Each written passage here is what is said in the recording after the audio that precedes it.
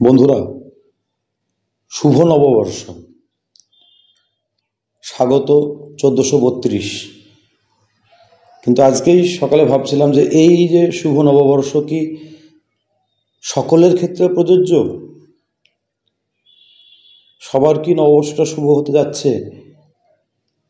যে প্রায় 26,000 শিক্ষক শিক্ষিকা শিক্ষাকর্মীর চাকরি চলে গেল, যারা যোগ্য ছিল প্রকৃত, তাদের কি নববর্ষ, তাদের বাড়িতে কি সত্যিই এই নববর্ষ পালিত হচ্ছে? খুব মনে হচ্ছিল।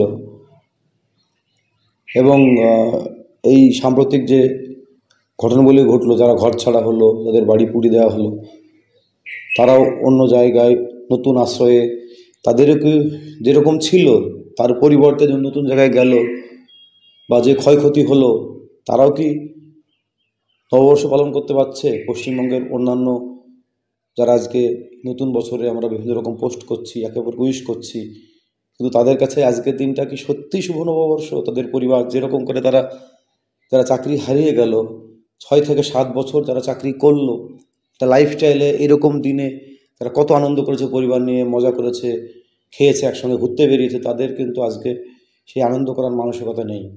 এবং সত্যি মিথ্যা জানি না, তারপরেই এই দুপুরের পর থেকে সোশ্যাল মিডিয়ায় একটা ছবি ঘোরাফেরা করছে, সত্যি মিথ্যা জানি না। আবারও বলছি, এই কথার, এই ছবিটির সত্যতা যাচাই করা এখনও হয়নি, কিন্তু যেটা ঘুরছে ছবিটা আর কি, সেটা একজন বলছে আর কি ছবিতে, যে একজন শিক্ষক 2016 আত্মহত্যা করেছে। দক্ষিণ 24 পরগনার কুলতলি থানায় বাড়ি, প্রণব নায়া। এই ছবিটা ক্যাপশন দিয়ে ঘুরছে, সত্যি মিথ্যা জানি না। যদি সত্যি হয় তাহলে খুবই দুর্ভাগ্যজনক ঘটনা। মৃত্যু কিন্তু কখনোই সমাধান নয়, কাম্য হতে পারে না। আমি এটাই ভাবছিলাম যে যদি 1 মাস হয়েছে, যদি এটা চলছে এপ্রিল মাস, যদি এই মাসের স্যালারি না হয়, তারপরে মে জুন হয়তো সমাধান হবে, কারণ ইতিমধ্যে এসএসসি লিস্ট পাঠিয়েছে। কিন্তু সেটা যদি সময় সাপেক্ষ হয়, দেরি হয়, তাহলে এই যে এই সময়টার ইএমআই দেওয়া, সংসার চালানো, এইগুলো কিন্তু আস্তে আস্তে কিন্তু খুব কঠিন হয়ে যাবে।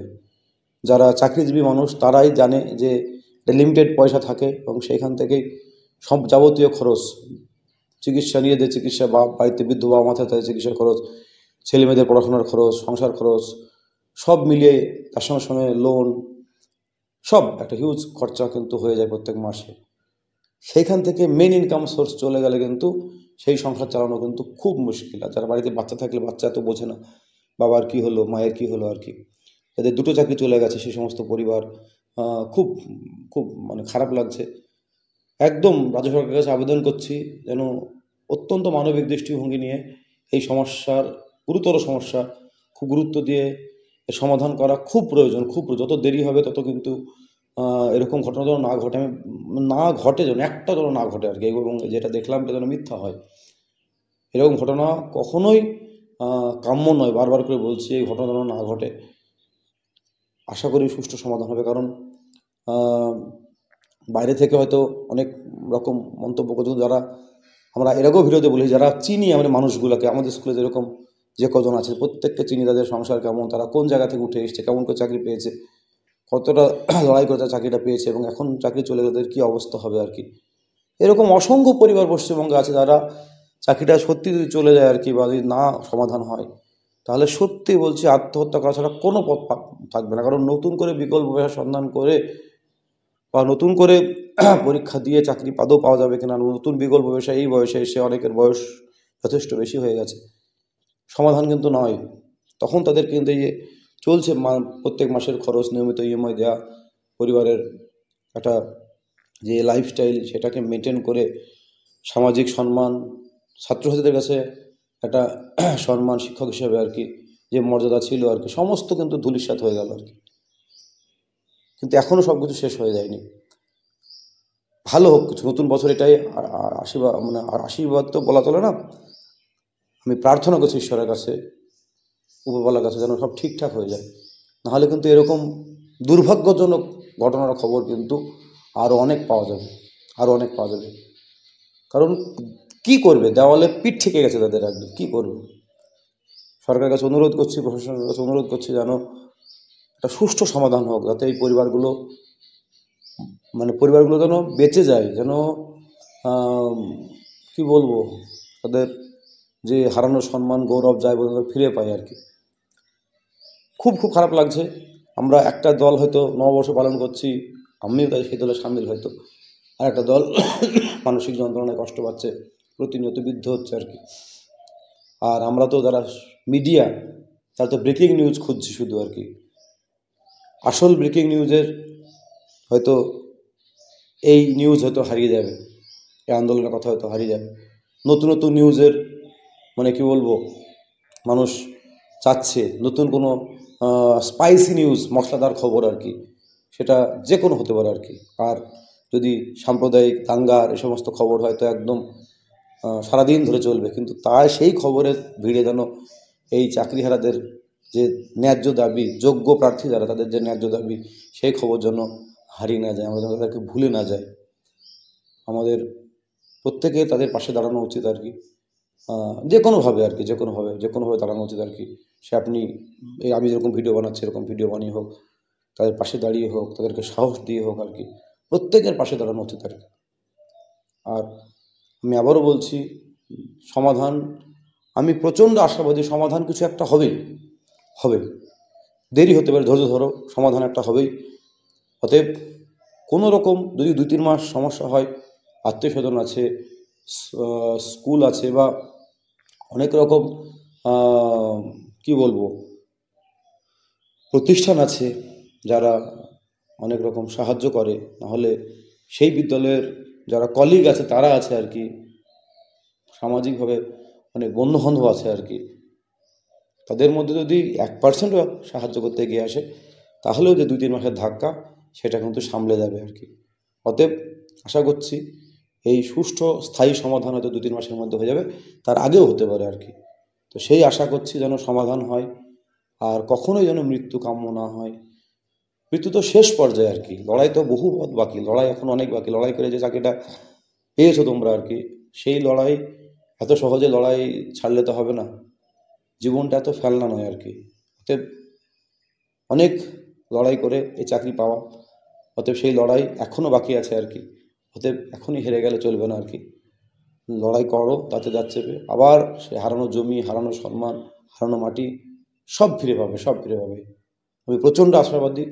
অতএব তোমাদের এই ভিডিওর মধ্যে প্রত্যেকে রিকোয়েস্ট করছি, আমি যারা ছোট, সবাইকে অনুরোধ করছি আর কি, দয়া করে এইরকম একটা সিদ্ধান্ত নেওয়ার আগে 100 বার ভাববেন, যে তার পরিবার, বাবা মা, আপনি সব কথা ভাববেন আর কি, সম্ভাব্য পরিণতি কী হতে পারে আর কি। তারপরে কোনো মতেই সিদ্ধান্ত নেওয়া যাবে না, মৃত্যুর মতো সিদ্ধান্ত কখনোই নেওয়া যাবে না আর কি, কখনোই না। অনেক বিকল্প পেশা আছে, বিকল্প আছে, লড়াই আবার করা যায় আর কি, কিন্তু মৃত্যু কখনোই কাম্য নয় আর কি। অতএব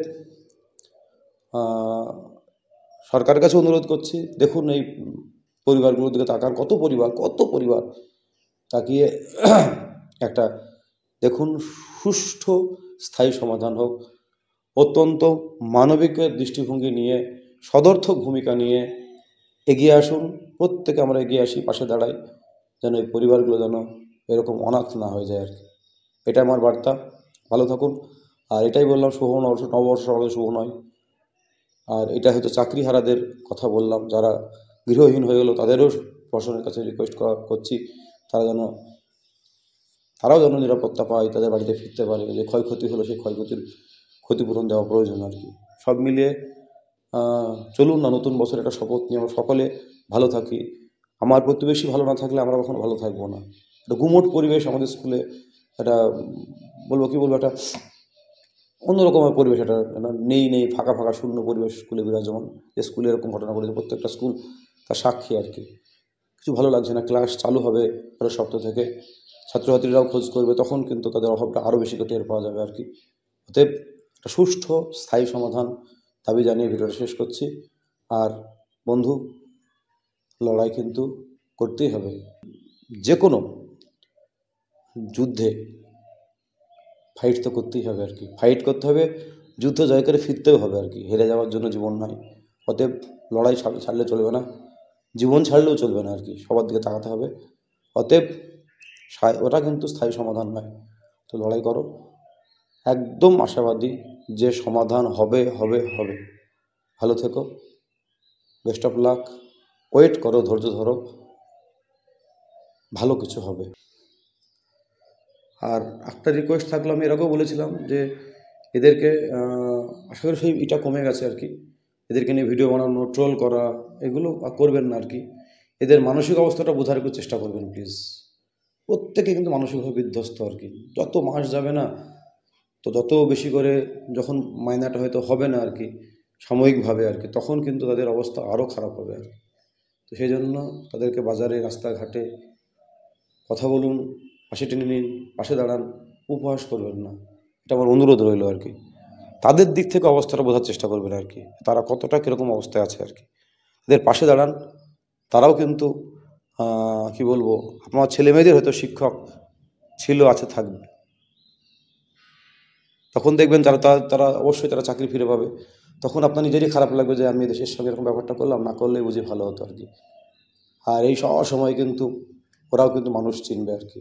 অতএব প্রত্যেকের সঙ্গে কথা বলুন, পাশে দাঁড়ান, হাসি কথা বলুন, আর তোমরা ভেঙে পড়ো না, হাল ছেড়ো না বন্ধু, এটা আমার একদম কাতর অনুরোধ রইল। সর্বদা পাশে আছি, এবং সবাই পাশে আছি, আমরা সবাই পাশে আছি, হয়তো কেউ প্রত্যক্ষভাবে, কেউ পরোক্ষভাবে, কিন্তু যোগ্য শিক্ষকদের পাশে আমরা প্রত্যেকে সবসময় আছি, ছিলাম, আছি এবং থাকব। তোমাদের সুদিন ফিরবেই, ফিরতে হবেই। তোমরা আবার চাকরিতে জয়েন করবে, স্কুল আবার মুখরিত হবে, তোমাদের ক্লাসে স্কুল একদম আবার সেই ছাত্রছাত্রীরা মজা পাবে, আনন্দ পাবে, তারাও তাদের প্রিয় স্যারকে পেয়ে, অনেক দেখলাম সোশ্যাল মিডিয়ায় কাঁদছে প্রিয় শিক্ষক শিক্ষিকা হারিয়ে। তোমাদের সেই শিক্ষার আলো আবার পশ্চিমবঙ্গের কোনায় কোনায় সেই বিদ্যালয়গুলোতে ছড়িয়ে পড়বে, এই আশা